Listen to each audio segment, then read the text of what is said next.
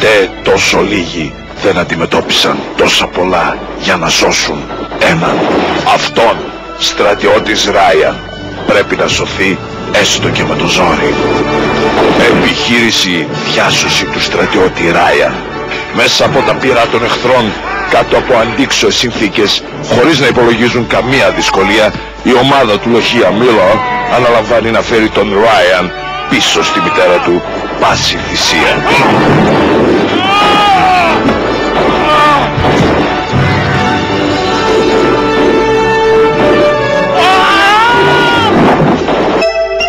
Ενώ η μητέρα του Ράιαν περιμένει, ξαφνικά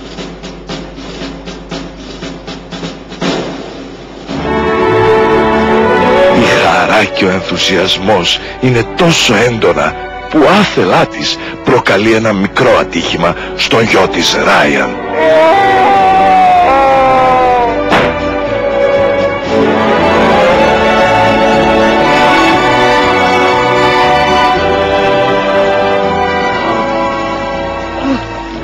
Παιδιά, κύριε Σπίλμπεργκ, δεν είμαι ο Ράιαν!